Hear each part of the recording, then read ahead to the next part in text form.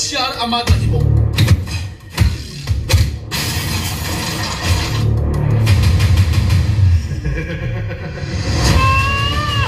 Sermon belai. Jadi tender cancel jabai.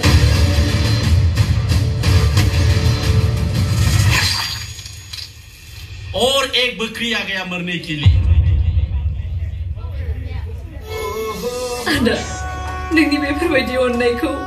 आं माबोरै नागारनानै थांनो आदा नों बेफोरखौ मा खालामखो माने आंनि अननाया अराय समजों थाबाय थागोन आयै फिसाफोर बेसेबा गोबावनिफ्राय दिनैसो ज' नुबाय आङो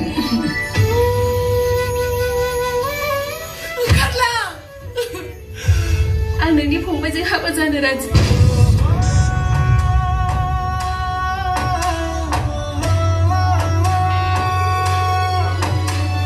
आंनि गोरोन्थि जाबायब्ला बिदा होननानै निमाहा होदो आं मिथिगौ नों आंनि खाथियावनो दङ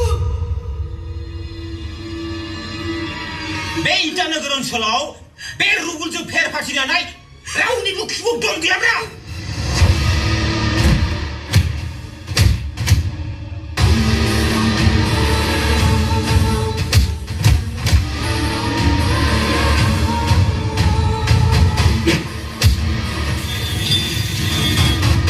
जाय आखाइजों नों दिनै आंखौ सोबाबाय बे आखाइजोंनो नोंनि गासै प्रपार्टिखौ आंनो लिरनानै होनांगोन सना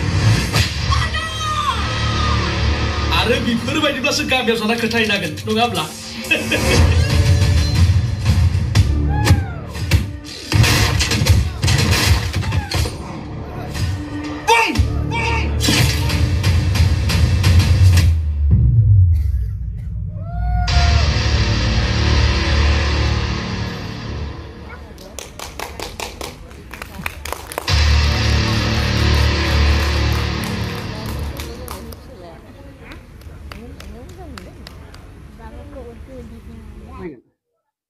दिनैनि बे आंनि थैसामथु अफिसियेलि रिलिज खालामनायाव नुजाफैनो हानाय आंनिनो लोगो मिडियानि गुबुन गुबुन बिबानाव थानाय गुबुन गुबुन मिडिया नोंथांमोन दिनै नुजाफैनो हानाय आंनिफ्राय गोसो गोरबोनिफ्राय साबायखर बावहरनाय थाबाय दा दिनै आं थैसाम पार्ट 2 जितु मुभिनि ट्रेलारखौ माने अफिसियेलि लन्च खालामबाय दा नैबे सापागुरि बङाइगाव इउनिभार्सेलाव आं दिनै अफिसियेलि रिलिज खालामनायजों लोगोसे दा गोबां मानसियानो नुजाफैनो हादों आं गोजोननाय थादों साबायखर बावनाय थादों लोगोसे दा आं सानो आंनि थैसाम पार्ट 2 मुभिया जितु आङो फैगौ आगष्टनि 30 तारिखआव माने जोङो 9थासो हलाव रिलिज खालामनाय जागोन सिनेमा हलाव बिदिनो जों क'क्राझार बङाइगाव इउनिभार्सेल आरो रङिया टंला मंगलदै गुवाहाटीयाव जोङो पिभिआर सिटी सेन्टाराव होगोन मेट्रिक्स मलाव होगोन आरो ओमफ्राय बिश्वनाथ सारिआलि इटानगराव होगोन दा जों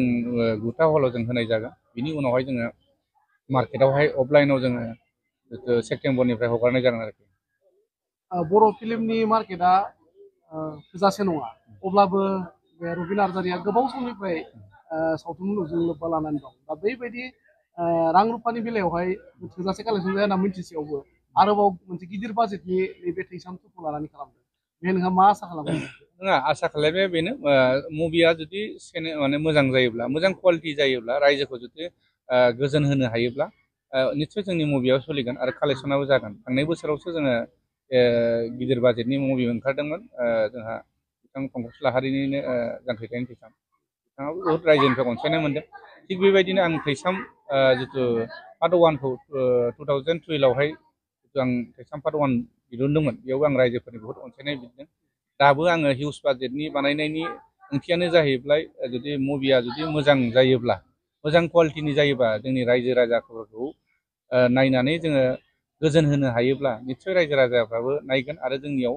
कालेक्सन नङा कालेक्सना जायो खिन्थु स्टेन्डार्ड लेभेलनि जानांगौ जेनेबा नायजाथाव जानांगौ बयजोंबो अनसायजाथाव जानांगौ जोङो मोजां टेकनिकआव गोदान आपग्रेड टेकनिकआव खालायोब्ला